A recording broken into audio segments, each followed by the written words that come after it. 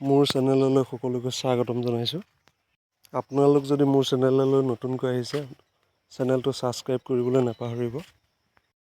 আমি সকলোৱে জানো, সাধাৰণতে এপ্ৰিল, মে' আদি মাহসমূহত যেনে অসমীয়া বহাগ, জেঠ এইকেইটা দিনত সাধাৰণতে আমাৰ নৈ, বিল, জান-জুৰি আদিত সাধাৰণতে মাছৰ উজান যায়।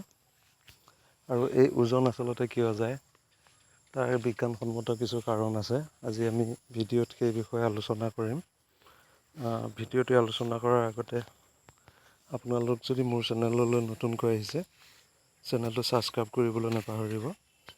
এইটো এটা সাধাৰণ প্ৰশ্ন। বছৰৰ সকলো সময়তে বৰষুণ হয়, কিন্তু অকল এইকেইটা মাহতে হওক বা এইটো সময়তে হওক কিয় আচলতে মাছৰ উজান যায়।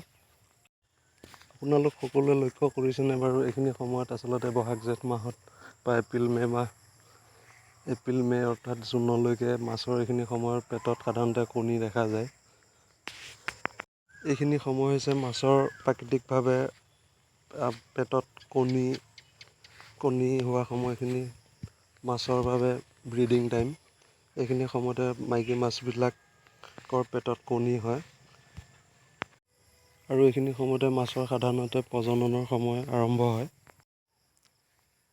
আৰু এটা কথা আপোনালোকে লক্ষ্য কৰিছেনে বাৰু, আচলতে এই উজান যোৱাৰ সময়ত সকলো প্ৰজাতিৰ মাছে আচলতে উজান নাযায়। কিছু প্ৰজাতিৰ মাছে উজান যায় আৰু কিছু প্ৰজাতিৰ মাছ যায়, তথাপিও সেইবিলাক মাছৰ উজান যোৱাৰ লগত কোনো সম্পৰ্ক নাথাকে। আপোনালোকৰ জ্ঞাতাৰ্থে জনাওঁ, আচলতে পুঠি, বেচা আজি এনে প্ৰজাতিৰ কিছুমান মাছ যেনে কাৰ্পজাতীয় মাছ হওক, এনেবোৰ মাছ সাধাৰণতে আমি উজান যোৱা দেখা পাওঁ। আৰু কিছুমান মাছ উজান যায় যদিও সেইবিলাক মাছ আচলতে উজানৰ লগত কোনো সম্পৰ্ক নাথাকে। যেনে ৰৌ মাছটো সাধাৰণতে উজান যোৱা দেখা যায়। গৰৈ, শ'ল আজি তেনে প্ৰজাতিৰ কিছুমান মাছ আছে। শাল মাছ হওক, তেনে প্ৰজাতিৰ চেঙেলী মাছ, তেনে কিছুমান মাছ সাধাৰণতে উজান নাযায়। আৰু আমি সাধাৰণতে দেখা পাওঁ, আচলতে গৰৈ মাছেই হওক বা শ'ল মাছেই হওক, শাল মাছেই হওক, এনে প্ৰজাতিৰ কিছুমান মাছে নিজৰ মাছৰ পোৱালিক আমি সাধাৰণতে পোনা বুলিয়ে কওঁ। মাছৰ পোনাবোৰ সিহঁতে লগত লৈ থকা আমি দেখা পাওঁ। আচলতে সিহঁতে উজানত কণী নাপাৰে। সাধাৰণতে এইবিলাক মাছে পানীৰ বাম অংশত শ'ল মাছ হওক, শাল মাছ হওক, গৰৈ মাছ হওক, এইবিলাক মাছে পানীৰ বাম অংশত সিহঁতে কণী পাৰি পেলাই সিহঁতে পোৱালিবিলাক ফুটাই পেলাই সিহঁতে লগত লৈ থাকে। আনহাতে যিবোৰ কাৰ্পজাতীয় মাছ বা পুঠি, বেচা, খলিহনা আদি জাতীয় মাছবোৰে আপোনালোকে লক্ষ্য কৰিছেনে, আচলতে পুঠি মাছৰ পোনাৰ জাক এটা মাকৰ লগত নাথাকে বা খলিহনা মাছৰ পোনাৰ জাক এটা মাকৰ লগত নাথাকে বা মোৱা মাছৰ পোনাৰ জাক এটা মাকৰ লগত সাধাৰণতে নাথাকে। আৰু সেই যিসমূহ মাছৰ পোৱালিসমূহ মাকবিলাকৰ লগত নাথাকে, আমি সেই প্ৰজাতিৰ মাছসমূহহে আচলতে উজানত গৈ পেলাই তেওঁলোকে বংশ বিস্তাৰৰ বাবে পানীৰ ওপৰলৈ উঠি যায়। আৰু সেই মাছসমূহ পানীৰ পৰা ওপৰলৈ উঠি যোৱাৰো কাৰণ আছে, সেই বিষয়ে আমি এতিয়া আলোচনা কৰিম। এইখিনি সময়ত উজান যোৱা মাছবিলাকৰ যিবিলাক প্ৰজাতি আছে, সেইবিলাক মাছৰ প্ৰাকৃতিকভাৱে এই সময়খিনিতে মাইকী মাছবিলাকৰ পেটত কণী জমা হয়। আৰু মাছবোৰে নিৰ্দিষ্ট সময়লৈ বা নিৰ্দিষ্ট পৰিৱেশলৈ অপেক্ষা কৰি থাকিবলগীয়া হয়।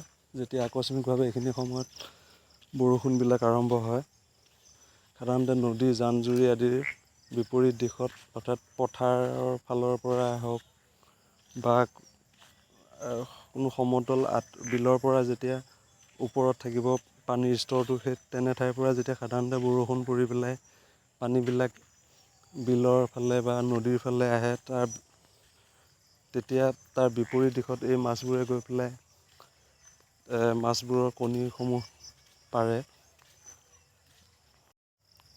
আচলতে উজান যোৱা মাছসমূহে পানীৰ বিপৰীত দিশত কণী পৰা এটাই উদ্দেশ্য হ'ল, সেই মাছবিলাকৰ কণীসমূহ যেতিয়া পানীত সিহঁতে উজান যাই পেলাই পানীৰ বিপৰীত সোঁতত যেতিয়া সিহঁতে কণীটো পাৰি দিয়ে, কণীটো আচলতে পানীৰ ওপৰত উপঙি থাকে। উপঙি থাকিলে সেই পানীটোত এই পথাৰৰ ফালৰ পৰা কণীবিলাক আহি আকৌ পুনৰ বিলতে আহি পেলাই বা নদীতে আহি পেলাই এই কণীসমূহ আহি পেলাই পোৱালিসমূহ উৎপাদন হয়। আৰু তেনেবোৰ কাৰণতেই সেই মাছসমূহে গৈ পেলাই পানীৰ বিপৰীত সোঁতত কণীবিলাক পাৰি দিয়ে। আৰু কিছুমান কণী আছে সাধাৰণতে পানীত ফ্ল'টিং মানে উটি থাকিলেহে এইবিলাক কণী ফাটে। আৰু সাধাৰণতে আমি দেখা পাওঁ গৰৈ মাছ, শ'ল মাছ সিহঁতে আচলতে থিৰ পানীটো সিহঁতে কণীবিলাক পাৰিব পাৰে, কিন্তু পুঠি, খলিহনা, কাৱৈ আদি জাতীয় মাছবিলাকৰ কণীবিলাক আচলতে যেতিয়া পানীৰ গভীৰতালৈ যায়গৈ তেতিয়া সিহঁতৰ কণীসমূহৰ পৰা পোৱালি হোৱাত যথেষ্ট অসুবিধাৰ সন্মুখীন হ'বলগীয়া হয়।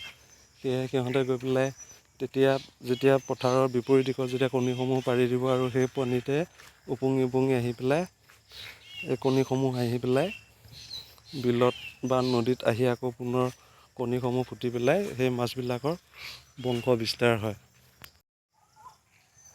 আচলতে মোৰ সাধাৰণ জ্ঞানেৰে যিখিনি পাৰিছোঁ আপোনালোকক জনাবলৈ মই চেষ্টা কৰি আছোঁ মোৰ ভিডিঅ'সমূহত। শেষত আকৌ পুনৰবাৰ কওঁ, যদি মোৰ চেনেললৈ আপোনালোক নতুনকৈ আহিছে তেনেহ'লে মোৰ চেনেলটো ছাবস্ক্ৰাইব কৰি ল'ব। লগতে এনেধৰণৰ ভিডিঅ'সমূহ পাবলৈ মতামতবিলাক জনাব।